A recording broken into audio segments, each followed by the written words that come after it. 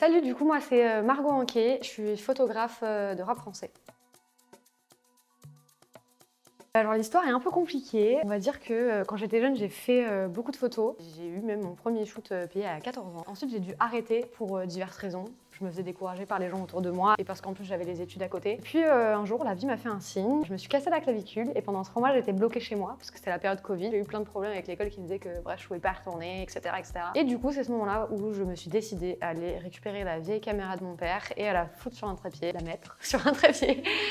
Et du coup, j'ai commencé à faire des autoportraits. À partir de là, en fait, j'ai créé tout un compte Insta. Ça, c'était vraiment quasiment que des autoportraits. Je travaillais à côté pour des agences de mannequins et des influenceurs. Enfin, à ce moment-là, c'est en grandissant et etc., ça me plaisait plus du tout. Du coup, j'ai fait table rase, j'ai tout enlevé. Je savais pas trop ce que j'allais faire avec mon compte, etc. Je savais pas trop où j'allais. Mais un jour, je me suis retrouvée à aller à un concert dans ma ville avec des amis à moi. J'avais caché ma caméra dans mon baggy. Hein, j'avais mis un objectif ici, le boîtier ici. Et bref, j'avais réussi à rentrer. Et du coup, c'est comme ça que je me suis retrouvée à mon premier concert avec ma caméra, quoi.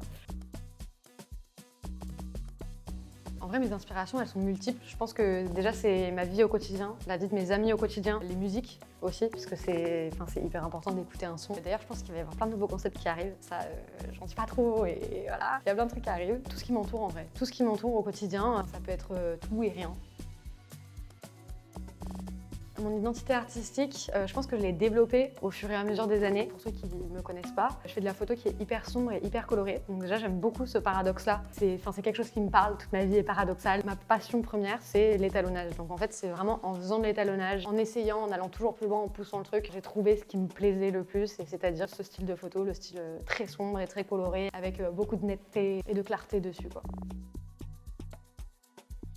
Là, on essaye de développer quelque chose d'encore plus gros, quelque chose où n'importe qui pourrait venir nous voir et pourrait en fait développer un projet artistique. Là, voilà, j'en dis pas plus puisque pour le moment, c'est pas encore fait.